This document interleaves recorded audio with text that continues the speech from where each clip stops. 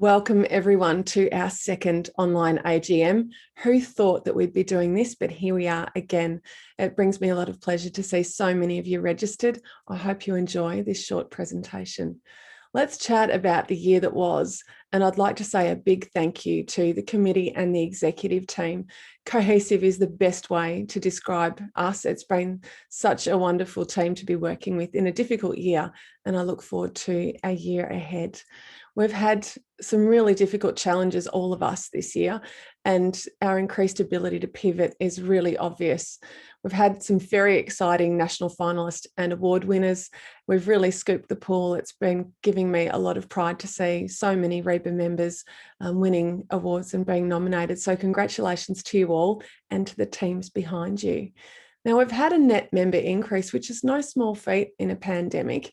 And when we consider the offering, that the perceived offering that they must be looking at when we're in the middle of a pandemic and we're really doing a lot online, it's been a fantastic thing to see. And in particular, we've had a much higher take up of staff member involvement. So no longer is this just an offering for managers and for small business people. We've actually got our teams getting involved as well. It's wonderful. We've had professional training continue to thrive, and Lisa's managed to coordinate that online and with a really effective format. So we're very grateful to have you running our training, Lisa Parker. Online social engagement and support has been up, particularly when we've been facing lockdown, and the support that we've been able to offer each other on the forum and in other ways has been nothing short of really special. And we've had an enormous increase in new entrant inquiries. If anything, it's given our state reps a lot of work to handle, and we do have a bit of a challenge on our hands in relation to how we manage this and get the best out of it. Huge thank you and credit to Merit for our strong social media messaging. You've been running with that campaign. It's been so consistent, and I know that we've had a lot of traction there. Our numbers have been really encouraging as well. Good media exposure. Merit, you've continued to get opportunities out there, and I've been so impressed with all of the journo calls and the opportunities that you've created.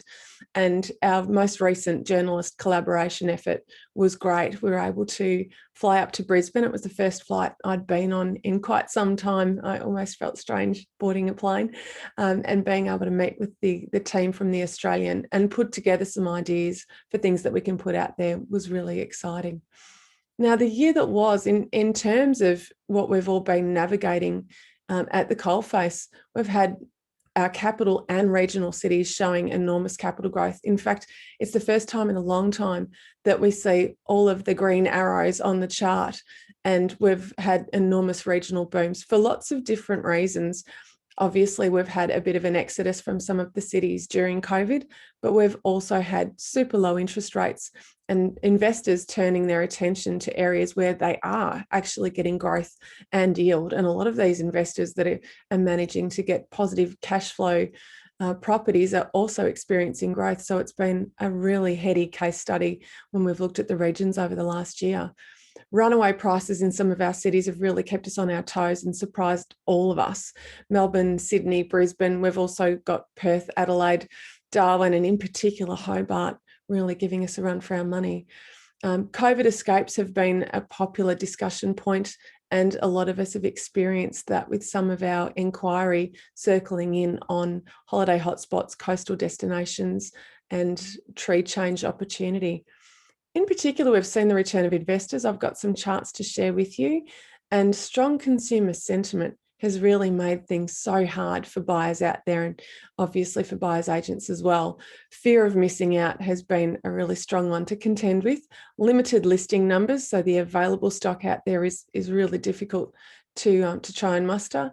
And time pressures, particularly for our lockdown cities, we see that buyers understand sometimes it's all about that window of opportunity between lockdowns. And of course, what all of this means is the increased need for a BA. And for a lot of us, our inquiry and just how much pressure we've been facing has been increased this last year. Now, this particular chart is really interesting. It shows new home listings, and the black line is current. And so what's intriguing about that is it's not particularly lower than other years, even though we all feel that there's not a lot of stock out there. The new stock numbers aren't as terrible as what we're feeling, but total stock numbers are, which means a lot of buyers are now picking the lower hanging fruit. So properties that have been floating around for a while, there's now take up. This chart shows the segmentation of price points in various cities, and it illustrates that we've got some really hefty prices in quite a few of our cities at the moment. And here we can see the change in dwelling values. And what's really interesting is contrasting our capitals with our regionals. At one point there, the regionals were beating the capitals, and there's not a lot of difference, but the sheer volatility of this chart is really amazing. We've managed to get through a credit crunch and the Banking Royal Commission and difficulties associated with the Labor Party's decision at the time to scrap negative gearing had they got into power. And what that did was created some really tough market changes for us. And over a short space of time, we've seen some very high highs and very low lows.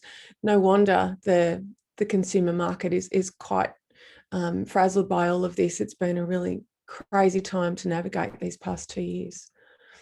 Now, this particular chart shows us what's going on in the world of investors. And we've so far seen enormous owner-occupier and first home buyer activity, but more recently, we've seen investors coming back.